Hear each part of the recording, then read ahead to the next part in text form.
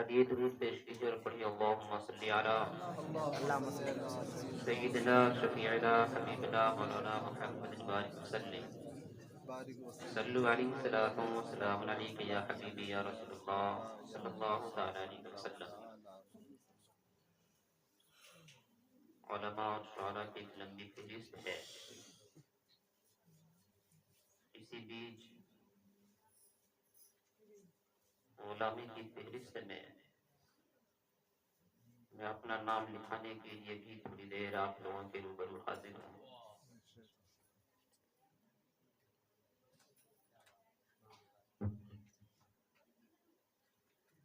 بس اس شعر کا سہارا لیتے ہوئے میں اپنی گفتگو کا آغاز کر رہا ہوں۔ میں بروں سے لاکھ برا سہی، میں بروں سے لاکھ برا سہی، مگر ان سے ہے میرا واسطہ۔ سبحان اللہ۔ الحمدللہ ہم سب عاشق رسول ہیں اور ہمارا واسطہ رسول پاک صلی اللہ علیہ وسلم سے ہے۔ میں بروں سے لاکھ برا سہی، مگر ان سے ہے میرا واسطہ، میری لاج رکھنا میرے خدا، یہ تیرے حبیب کی بات ہے۔ ہم اور آپ اس جگہ اپنے پیارے آقا صلی اللہ علیہ وسلم کی حمد و ثنا کے لیے مدح و ثنا بیان کرنے اور سماعت کرنے کے لیے یکجا ہوئے ہیں۔ اللہ تبارک و تعالی ہم سبوں کی حاضری کو قبول فرمائے اور جس مرحوم کے نام سے یہ محفل سجائی گئی ہے، اس محفل کی برکت سے مرحوم کی مغفرت فرمائے۔ شاعر فرماتے ہیں کہ میں بروں سے لاکھ برا سہی، مگر ان سے ہے میرا واسطہ، میری لاج رکھنا میرے خدا، یہ تیرے حبیب کی بات ہے۔ اور وہاں ہر طبیب ہے سر بخم، وہاں ہر طبیب ہے سر بخم، جہاں موت آ کے رکھے قدم۔ اس شعر سے خصوصی توجہ کا طالب ہے کہ وہاں ہر طبیب ہے سر بخم، جہاں موت آ کے رکھے قدم، جو قضا کے وقت کو ٹال دے وہ میرے طبیب کی بات ہے۔ سبحان اللہ۔ وہاں ہر طبیب ہے سر بخم، جہاں موت آ کے رکھے قدم، جو قضا کے وقت کو ٹال دے وہ میرے طبیب کی بات ہے۔ اور کوئی اس جہاں کا اسیر ہے، کوئی اس جہاں کا اسیر ہے، کوئی اس جہاں کا حریص ہے، کوئی اس جہاں کا اسیر ہے، کوئی اس جہاں کا حریص ہے، میں فدائے ذکر رسول ہوں، یہ میرے نصیب کی بات ہے۔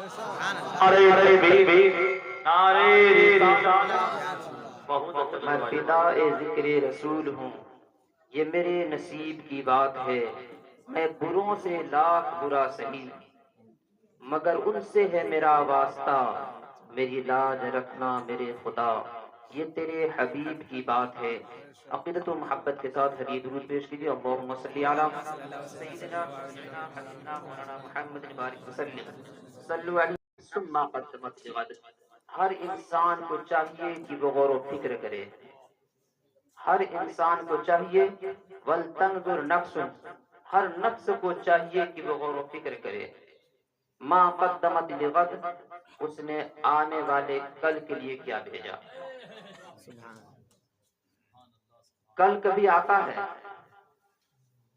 کل کبھی نہیں آتا، مگر ایک کل آئے گا جس کے بارے میں قرآن فرماتا ہے کہ لوگوں کو دیکھنا چاہیے کہ اس کل کے لیے ہم نے کیا بھیجا ہے۔ وہ کل کون سا کل ہے؟ وہ بروز قیامت، قیامت کا دن۔ اس دن کے لیے غور و فکر کرنا چاہیے۔ قرآن فرماتا ہے یا ایھا الذین آمنوا اتقوا اللہ، اے ایمان والو اللہ سے ڈرو، وَلْتَنْظُرْ نَفْسٌ مَا قَدَّمَتْ لِغَدٍ، اور لوگوں کو چاہیے کہ وہ غور و فکر کرے، وہ دیکھے کہ ہم نے قیامت کے لیے کیا جمع کیا ہے۔ ہر انسان سوچتا ہے ہم کل کے لیے کیا کر رہے ہیں، اپنی اولاد کے لیے کیا جمع کر رہے ہیں، آنے والے کل کے لیے ہم نے کیا کیا ہے، آج ہم نے دن گزار لیا، کل صبح اٹھ کر ہمیں کیا کام کرنا چاہیے، یہ تو ہم سوچتے ہیں، مگر کبھی ہم اس چیز پہ غور نہیں کرتے کہ جس رب نے ہمیں پیدا کیا ہے اس رب کے لیے آج دن بھر ہم نے کیا کیا ہے، اس رب کو ہم نے کتنی مرتبہ یاد کیا ہے۔ میرے ملت کے نوجوانوں، تھوڑی دیر میں آپ کے روبرو ہوں، ایک لمبی فہرست ہے اور میرے بعد بھی بہترین دو خطاب آپ کو سماعت کرنی ہے، بس تھوڑی دیر میں چاہتا ہوں اللہ اور اس کے رسول کی کچھ اچھی باتیں آپ تک پہنچا دوں۔ یہ نہ دیکھیں کہ بولنے والے علاقے کا ہی کوئی بندہ ہے، بس یہ دیکھیں کہ بول کیا رہا ہے، باتیں کس کی ہو رہی ہے۔ زبان ضرور میری ہے مگر کوشش ہوگی کہ قرآن و حدیث کے حوالے سے کچھ آپ تک باتیں پہنچا دوں۔ رب فرماتا یا ایھا الذین آمنوا اتقوا اللہ، اے ایمان والو اللہ سے ڈرو۔ یہ خوف خدا، اس آیت کریمہ میں دو چیزوں کا ذکر ہے۔ خوف خدا، سب سے پہلی چیز ہے خوف خدا۔ اگر یہ کسی انسان کے دل میں پیدا ہو جائے، سینے کے اندر اگر خوف خدا پیدا ہو جائے تو یہ خوف خدا اتنی بڑی نعمت ہے کہ اگر لوگ گناہوں کے دلدل میں پھنسا ہوا ہو، خوف خدا اگر اس کے دل میں پیدا ہو جائے، ایک گناہ کو ترک کر دے، اسے ایک گناہ کی برکت سے رب اس کے سارے گناہ کو بخش دے۔ سبحان اللہ۔ مگر آج ہم اس خوف خدا سے دور ہو گئے، صبح سو کر اٹھتے اپنے کام میں لگ جاتے، کبھی اس چیز کی فکر نہیں کرتے کہ ہمیں بھی ایک نہ ایک دن مرنا ہے۔ جس طرح آج سے 40 دن قبل اسی جگہ سے ایک جنازہ آپ نے اٹھایا، اپنے ہاتھوں مٹی دی، اپنے ہی کاندھے پہ اسے اٹھا کر لے کے گئے، پھر یہ بھول جاتے ہیں کہ ایک دن ایسے ہی میرے لیے بھی ہوگا، میرا بھی وقت آئے گا، لوگ مجھے بھی کاندھا دیں گے، مجھے بھی قبر تک پہنچائیں گے، قبر مٹی کے ڈھیر تیرے مجھے بھی دبا کر چلے آئیں گے، مگر اس وقت میرے ساتھ کون ہوگا، میرا پرسان حال کون ہوگا۔ یاد رکھیں جس اولاد کے لیے آپ دولت جمع کر رہے ہیں، جس اولاد کے لیے آپ جائیداد اکٹھا کر رہے ہیں، جس کے لیے آپ دوسروں کی جائیداد ہڑپ کر اپنے مال میں اضافہ کر رہے ہیں، وہ اولاد بھی تھوڑی دیر بھی آپ کے قبر پر رکنا گوارا نہیں کرے گی، بس مٹی ڈالے گی اور اولاد بھی پلٹ کر چلی آئے گی، وہاں آپ کا نامہ اعمال ہی آپ کو کام آنے والا ہے۔ رب فرماتا ہے آمنوا اتقوا اللہ، اے ایمان والو اللہ سے ڈرو۔ خوف خدا کی کتنی برکت ہے، دیکھنا چاہیں گے؟ سن رہے ہیں؟ صحابی رسول حضرت ماعز بن مالک اسلمی رضی اللہ تعالیٰ عنہ ایک صحابی رسول ہیں، خوبرو نوجوان ہیں، نہایت حسین و جمیل، مدینہ کی سرزمین میں پیدا ہوتے، نہایت حسین و جمیل ہے، خوبرو نوجوان ہیں۔ ایک دن شیطان کے بہکاوے میں آ جاتے ہیں، نفس حاوی آ جاتا ہے، شیطان کے بہکاوے میں آ کر گناہوں کے دلدل میں پھنس جاتے ہیں، زنا جیسا گناہ سرزد ہو جاتا ہے، زنا کا ارتکاب کر بیٹھتے ہیں، مگر جو ہی ارتکاب زنا سے فارغ ہوتے دماغ سے بھوت نکلتا ہے، فوراً دل ملامت کرتا ہے، کیا ہم نے کیا کر لیا، کتنا بڑا گناہ کر لیا ہم نے، رونے لگتے ہیں، روتے ہوئے میرے سرکار کی خدمت میں حاضر ہوتے، طہرنی یا رسول اللہ، یا رسول اللہ صلی اللہ تعالی علیہ وسلم مجھے پاک کر دیجئے۔ میرے آقا سمجھ جاتے ہیں کہ ماعز کہنا کیا چاہتا ہے، میرا آقا فرماتا ہے ماعز جاؤ رب کے دربار میں توبہ و استغفار کر، وہ رب تجھے معاف فرما دے گا۔ حضرت ماعز پلٹ کر جاتے ہیں، تھوڑی ہی دور جاتے، پھر پلٹ کر واپس آ جاتے ہیں، یا رسول اللہ طہرنی یا رسول اللہ، یا رسول اللہ مجھے پاک کر دیجئے۔ میرا آقا پھر کہتے ہیں اے ماعز جا رب کے دربار میں توبہ و استغفار کر، وہ رب تجھے معاف فرما دے گا۔ حضرت ماعز پلٹ کر جاتے ہیں، مگر دل بے چین ہے، دل میں سکون نہیں ہے، صحابی رسول تھے، ایک گناہ سرزد ہو گیا تھا، دل بے چین ہے، بے قرار ہے کہ جب تک دنیا میں میرے سرکار مجھے یہ مژدہ نہ دے دیں کہ اے ماعز تجھے معافی مل گئی، قیامت تک مجھے معافی نہیں مل سکتی ہے۔ پلٹ کر پھر میرے سرکار کی خدمت میں آتے ہیں، پلٹ کر پھر آتے میرے سرکار کی خدمت میں، یا رسول اللہ طہرنی، یا رسول اللہ مجھے پاک کر دیجئے۔ جب تیسری مرتبہ پلٹ کر آتے ہیں، میرے سرکار پوچھتے ہیں ماعز کس چیز سے پاک کر دوں؟ حضرت ماعز فرماتے ہیں یا رسول اللہ مجھ سے زنا کا سجود ہو گیا، زنا سرزد ہو گیا ہے، میں زنا کر بیٹھا ہوں، زنا کے ارتکاب کر لیا ہوں۔ میرے آقا صلی اللہ تعالی علیہ وسلم پوچھتے ہیں کہ اس کا دماغ تو خراب نہیں ہے؟ صحابی رسول سے پوچھتے ہیں ذرا بتاؤ تو صحیح یہ پاگل تو نہیں ہے؟ اس کے قبیلے کا ایک شخص کھڑا ہوتا ہے، یا رسول اللہ یہ پاگل نہیں ہے، بالکل ہی صحیح سالم ہے، عقل صحیح ہے، بالکل درست ہے، پاگل نہیں ہے۔ پھر میرے آقا پوچھتے ہیں کیا یہ شراب کے نشے میں تو بات نہیں کر رہا ہے؟ ذرا کوئی دیکھو تو صحیح، اس نے شراب تو نہیں پیا ہے؟ ایک صحابی رسول کھڑے ہوتے، منہ کو سونگھتے ہیں، کہتے ہیں یا رسول اللہ شراب کی کوئی اثر بھی نہیں ہے، کوئی بو بھی نہیں ہے، اس نے شراب بھی نہیں پی ہے۔ پھر میرے آقا پوچھتے ہیں ماعز کیا تم جانتے بھی ہو کہ زنا کسے کہتا ہے؟ حضرت ماعز فرماتے ہیں یا رسول اللہ مجھے پتا ہے، مجھ سے زنا سرزد ہو گیا ہے، زنا کا ارتکاب کر لیا ہوں میں۔ میرا آقا پوچھتے تمہیں پتا بھی ہے کہ زنا کیا ہے؟ کہا یا رسول اللہ مجھ سے بدفعلی ہو گئی ہے، میں نے ایک برے کام کا ارتکاب کر لیا ہے، یا رسول اللہ مجھے سزا دے کر پاک کر دیجئے۔ حضرت ماعز شادی شدہ تھے، شریعت مطہرہ شاہد ہے، علماء کرام بیٹھے ہوئے ہیں، اگر شادی شدہ کسی غیر عورت کے ساتھ زنا کر لے تو شریعت کا حکم ہے سنگسار کر دینا، یعنی بیچ چوراہے پہ پتھر مار مار کر اتنے پتھر مارو کہ وہ اسی جگہ مر جائے، دم توڑ دے، یہ شریعت کا حکم ہے۔ حضرت ماعز شادی شدہ تھے، میرے آقا نے صحابہ کرام کو سنگسار کا حکم دے دیا، حضرت ماعز کو لے گئے سنگسار کر دیے۔ صحابہ کرام میں چیمی گوئیاں ہونے لگی، کچھ لوگ کہنے لگے کہ ماعز کو ان کے گناہوں نے گھیر لیا، اس نے اپنے گناہوں کی سزا پائی، ماعز سنگسار ہو گئے، تباہ و برباد ہو گئے۔ کچھ لوگ کہتے تھے کہ ماعز نے بہت ہی بڑی توبہ کی ہے، ماعز کی توبہ رب نے قبول کی۔ 2-4 دن اسی طرح چیمی گوئیاں ہوتی رہی، میرے سرکار کے کانوں تک آواز پہنچی۔ ایک دن میرے سرکار صحابہ کرام کے بیچ میں تشریف لائے اور کہا آؤ ماعز کے لیے دعائے مغفرت کرو۔ میرا آقا فرماتا ہے ماعز کے لیے دعائے مغفرت کرو۔ اس کے بعد فرماتا ہے اے لوگوں سنو، تم لوگ جو ماعز کے بارے میں برے بھلے باتیں کر رہے تھے، جو چیمی گوئیاں کر رہے تھے، ارے ماعز نے ایسی توبہ کی ہے، اگر ان کی توبہ پوری امت مسلمہ پر تقسیم کر دی جائے تو اس کی ایک توبہ پوری امت مسلمہ کے لیے کافی ہے۔ سبحان اللہ بیر نعرہ رسالت مسلک اعلی حضرت علامہ ضیاء الحق رحمۃ اللہ۔ سبحان اللہ، بہت گفتگو، بہت یہ خوف خدا ہے۔ حضرت ماعز سے ایک گناہ سرزد ہوا تھا، ایک گناہ کیے تھے، دل میں جب خوف خدا پیدا ہوا پلٹ کر میرے سرکار کی خدمت میں آئے، سزا دنیا میں لے لیے، ایسی توبہ کی۔ میرا آقا فرماتے ہیں کہ اگر ان کی توبہ پوری امت مسلمہ پر تقسیم کر دی جائے تو ان کی ایک توبہ پوری امت مسلمہ کے لیے کافی، ایسی توبہ۔ یہ خوف خدا بہت ہی بڑی نعمت ہے۔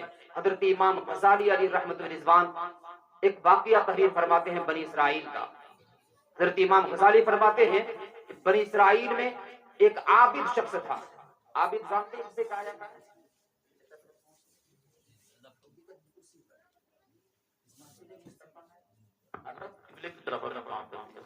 کرسی پہ بیٹھ جائے۔ سبحان اللہ، درود پاک پڑھیے، اللہم صلی علی وسلم نحن عباد محمد صلی اللہ علیہ وسلم۔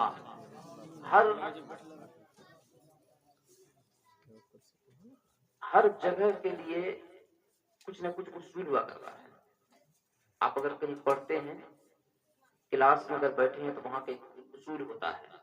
کلاس میں بیٹھ کر آپ کے ٹیچر پڑھا رہے ہوں اور وہاں پر کرنے لگے، موبائل چلانے لگے تو پیٹ پیٹ کے ٹیچر باہر کرنے لگا تو کلاس سے، ایک تو پڑھتے نہیں، ماحول کو خراب کرتے ہیں۔ ہر جگہ کا ایک اصول ہوتا ہے۔ یہ محفل نبی ہے، ان کی محفل ہے یہ۔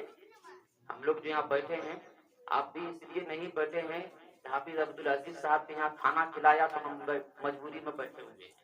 یہ ارادہ لے کے نہ بیٹھے کہ کھانا کھائے ہیں تو مجبوری میں بیٹھنا ہی ہوگا۔ یہ ارادہ لے کر بیٹھے کہ ہم ذکر مصطفیٰ سننے کے لیے بیٹھے ہیں۔ جب یہ ارادہ لے کر بیٹھیں گے تو بیٹھنا بھی ثواب ہوگا اور سننا بھی ثواب۔ سبحان اللہ۔ انما الاعمال بالنیات، جس چیز کی نیت لے کر آپ بیٹھے ہیں وہی آپ کو ملے گا۔ آپ اگر ثواب کی نیت سے بیٹھے ہیں تو ثواب ملے گا۔ نیت لے کر بیٹھے کہ ہم یہاں ذکر مصطفیٰ سننے کے لیے آئے ہیں۔ میں کیا عرض کر رہا تھا، ایک عابد سے بنی اسرائیل۔ عابد جانتے ہیں، یہ ہمارے علماء کرام جانتے ہیں، عبادت گزار۔ ہم لوگ تو نماز بھی نہیں پڑھتے ہے نا، 5 وقت کی نماز نہیں پڑھ پاتے، کتنے افسوس کی بات ہے۔ ذرا سوچئے، جس رب نے ہمیں پیدا کیا ہم اس رب کو دن بھر میں کتنی مرتبہ یاد کرتے ہیں، کتنی مرتبہ یاد کرتے ہیں۔ رب فرماتا ہے وَلْتَنْظُرْ نَفْسٌ، ہر نفس کو چاہیے کہ وہ غور و فکر کرے، سوچے تنہائی میں جا کر۔ وَلْتَنْظُرْ نَفْسٌ مَا قَدَّمَتْ لِغَدٍ، قیامت کے لیے اس نے کیا بھیجا ہے، قیامت کے لیے کیا جمع کیا ہے، آنے والے بیٹے کے لیے سب کچھ آپ نے جمع کر دیا۔ دولت کا انبار لگا دیا آپ نے اپنی اولاد کے لیے، اپنے لیے قیامت کے لیے آپ نے کیا بھیجا ہے؟ قیامت کے دن کے لیے وَلْتَنْظُرْ نَفْسٌ مَّا قَدَّمَتْ لِغَدٍ، ہر نفس کو چاہیے کہ وہ غور و فکر کرے کہ اس نے قیامت کے لیے کیا بھیجا ہے۔ عابد شخص تھے، امام غزالی واقعہ تحریر فرماتے ہیں، ایک عابد شخص تھے بنی اسرائیل کے، عبادت گزار تھے، کثرت سے عبادت کیا کرتے تھے۔ گھر میں فاقہ کشی کی عادت ہے، نوبت فاقہ کشی کی آ گئی، کھانے کا کچھ سامان نہیں ہے، اپنی شریک حیات سے کہتا ہے جاؤ محلے سے کسی کے پاس سے کچھ ادھار لے کر آ جاؤ، کچھ مانگ کر لے آؤ تاکہ بال بچے کھا لیں، کچھ بھوکے ہیں، بھوک سے بلک رہے ہیں۔ بیوی جاتی ہے ایک تاجر کے یہاں، ایک مالدار شخص کے پاس جاتا ہے، سیٹ کے پاس جاتی ہے، کہتی ہے کہ اللہ کے واسطے مجھے کچھ دے دیں تاکہ میرے بچے کچھ کھا لیں، بھوک سے بلک رہا ہے۔ وہ مالدار کہتا ہے اگر تو میری شرط پوری کر دے تو میں تجھے منہ مانگا رقم دوں گا۔ سبحان اللہ۔ شرط کیا رکھتا ہے کہ اگر تو میری بات مان لے، اگر میری شرط پوری کر دے تو میں تجھے منہ مانگا رقم دوں گا۔ وہ پارسا کی بیوی تھی، نیک تھی، شریفہ تھی، روتی ہوئی پلٹ کر واپس آ جاتی ہے، گھر کی دہلیز پہ قدم رکھتی ہے، بچے دامن سے لپٹ جاتے ہیں، بچے رونے لگتے ہیں، امی جان کھانے کو کچھ نہیں ہے، بھوک ستا رہی ہے، پریشانی کا عالم ہے، بھوک سے بچے بلکنے لگتے ہیں۔ ماں کی ممتا ہے، بیٹے کا رونا کہاں دیکھ سکتی ہے؟ ماں کوئی بھی ماں ہو اپنے بچے کے رونے پہ وہ تڑپ جاتی ہے، بچے کو رونے کو دیکھ کر پھر وہ پلٹ کر اسی تاجر کے پاس جاتی ہے، کہتی اللہ کے واسطے مجھے کچھ دے دے، بچے بھوک سے رو رہے ہیں۔ وہ تاجر پھر وہی شرط رکھتا ہے اگر میری بات پوری کر دو تو تمہیں منہ مانگا رقم دوں گا۔ وہ عورت نہ چاہتے ہوئے بھی مان لیتی ہے۔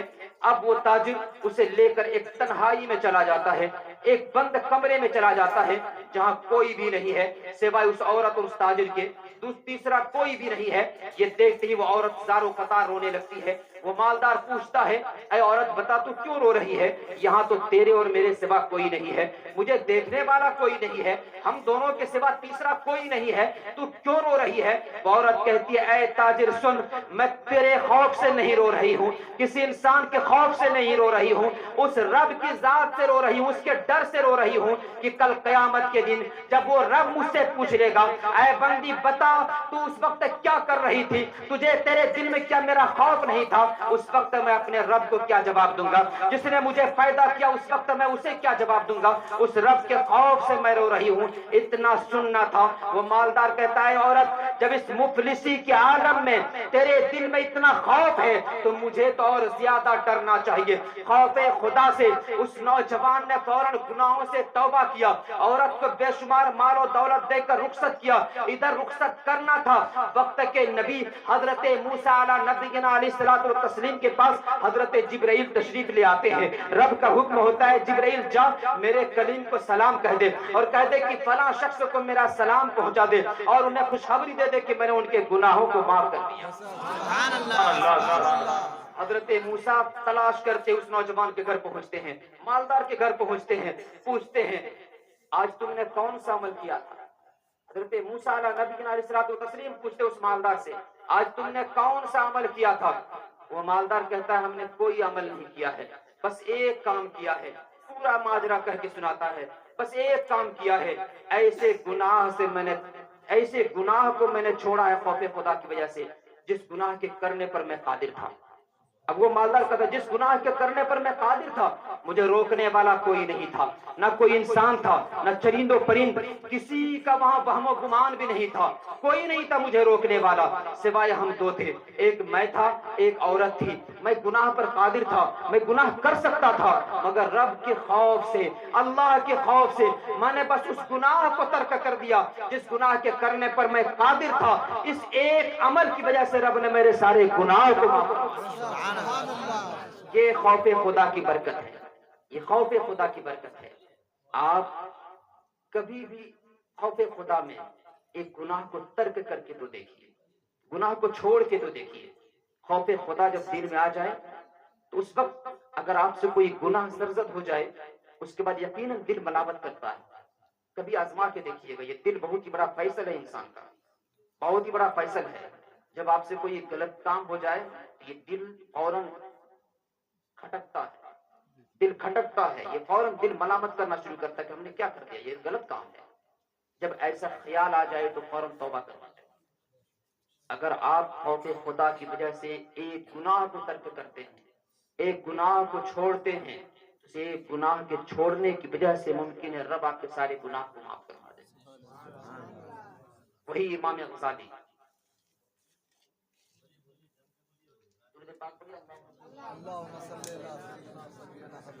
کی محبت میں فدا ہو جاتا ہے. امام غزالی مقاصد القلوب میں یہ واقعہ تحریر فرماتے ہیں. دیکھیں خوف خدا کی کتنی فضیلت ہے، کتنی برکت ہے. آج ہمارے دلوں سے یہ خوف خدا ختم ہو گیا ہے. آج ہمارے دلوں سے خوف خدا مٹ گیا ہے. یہی وجہ ہے کہ ہم دوسروں کی جائیداد کو بھی ہڑپ لیتے ہیں، دوسروں کی زمین کو دبا دیتے ہیں. دل میں کبھی خیال نہیں آتا کہ اب جس زمین کے لیے ہم لڑ رہے ہیں کل اسی زمین کے اندر چلے جائیں گے، یہیں کی یہیں رہ جائے گی، یہ دھری کی دھری رہ جائے گی. نہ تو اس کی ایک بالش ہم لے کر جائیں گے، نہ میری اولاد کوئی مجھے میرے قبر تک لے جا کے پہنچا دے گا. کوئی نہیں، وہ یہیں کی یہیں رہ جائے گی، ساری جائیداد یہیں رہ جائے گی. حضرت امام غزالی فرماتے ہیں ایک نوجوان ایک دوشیزہ کی محبت میں فدا ہو جاتا ہے. اس نوجوان کو خبر ملتی ہے کہ وہ لڑکی کسی قافلے کے ساتھ ایک تجارت پر جا رہی ہے. وہ نوجوان بھی اس قافلے کے ساتھ ساتھ ہو جاتا ہے. کوئی کام نہیں ہے، کوئی غرض نہیں ہے، کوئی مقصد نہیں ہے، بس صرف اس عورت کی محبت میں قافلے کے ساتھ چل دیتا ہے. رات کی تنہائی ہے، قافلے والے جب ایک جگہ رکتے ہیں، پڑاؤ کرتے ہیں، ٹھہرتے ہیں آرام کے لیے. رات کی تنہائی میں جب سارے قافلے والے اپنے اپنے خیمے میں سو جاتے ہیں، یہ نوجوان اٹھتا اس عورت کے خیمے میں داخل ہو جاتا ہے.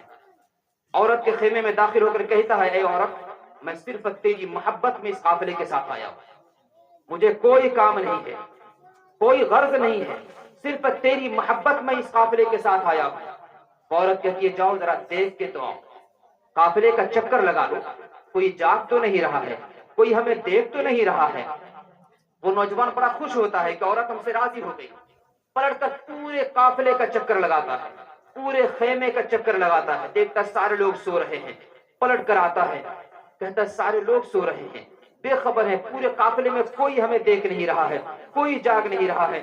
عورت کہتے اے نوجوان، اس رب کے بارے میں تیرا کیا عقیدہ ہے؟ اس رب کے بارے میں تیرا کیا خیال ہے؟ کیا وہ رب بھی سو رہا ہے؟ کیا وہ رب نہیں دیکھ رہا ہے؟ وہ نوجوان کہتا لا تأخذہ سنۃ ولا نوم، اس رب کو تو نہ اونگ آتی ہے نہ نیند آتی ہے، وہ رب تو ہمیں دیکھ رہا ہے. پھر وہ عورت کہتی اے نوجوان، جب وہ رب مجھے ہمیں دیکھ رہا ہے تو پھر ان بے خبروں سے کیا ڈرنا ہے؟ اگر ڈرنا ہے تو اس رب سے ڈر جس کے سامنے قیامت کے دن ہمیں پیش ہونا ہے. اتنا سننا تھا. اس نوجوان کے دماغ سے فوراً بھوت اترتا ہے، گناہوں سے توبہ کرتا ہے، خیمے سے نکلتا ہے، جنگل کی راہ لیتا ہے. انتقال کرنے کے بعد کسی بزرگ نے خواب میں دیکھا، اس سے پوچھا کہ بتاؤ رب نے تیرے ساتھ کیا معاملہ کیا؟ وہ نوجوان کہتا ہے کہ ہم نے ایک گناہ کو خوف خدا کی وجہ سے ترک کیا تھا، اسے ایک گناہ کو چھوڑنے کی وجہ سے رب نے میرے سارے گناہ کو معاف کر دیا. رب فرماتا یا ایھا الذین آمنوا اتقوا اللہ، اے ایمان والو اللہ سے ڈرو. وَلْتَنْظُرْ نَفْسٌ مَّا قَدَّمَتْ لِغَدٍ، ہر نفس کو، ہر انسان کو چاہیے کہ وہ غور و فکر کرے اس نے قیامت کے لیے کیا بھیجا ہے، کیا جمع کیا ہے. میرے ملت کے نوجوانوں، جب آپ یہاں سے اٹھیں تو یہ اگر توفیق دے رب تو کبھی کبھار اس رب کو بھی تنہائی میں یاد کیا. جب رات میں سوئیے تو سوچئے کہ اس رب نے جو ہمیں پیدا کیا، جس رب نے کھانے کے لیے رزق ہمیں مہیا کیا، ہمارے جسم میں چلنے کی طاقت عطا کی، زبان میں قوت گویائی عطا کی، ہاتھ میں پکڑنے کی طاقت عطا کی، قدموں میں چلنے کی سکت پیدا کی، ہمارے زبان میں، ہمارے جسم کے اندر قوت پیدا کی. اس رب کے لیے آج ہم نے کیا کیا ہے؟ آج ہم نے کتنی مرتبہ اس رب کو یاد کیا ہے؟ آج ہم نے اپنی موت کو کتنی مرتبہ یاد کیا ہے؟ میرا آقا فرماتے ہیں کہ جو دن بھر میں 20 مرتبہ موت کو یاد کرتا ہے اس کا حشر شہیدوں کے ساتھ ہوگا، شہیدوں کے ساتھ ہوگا. ذرا سوچیں کہ ہم نے اپنی موت کو کتنی مرتبہ یاد کیا ہے. اگر رب توفیق دے تو کبھی تنہائی میں اپنے رب کو یاد کیا کیجیے اور اس رب کے احسانات کو اپنے اندر دیکھیے اور پھر اپنے گناہوں سے توبہ کر کے رب کے دربار کی طرف رجوع کر لیجیے. آج لے ان کی بنا، آج مدد مانگ ان سے، پھر نہ مانیں گے قیامت میں گر مان گئے. وما علینا الا البلاغ. السلام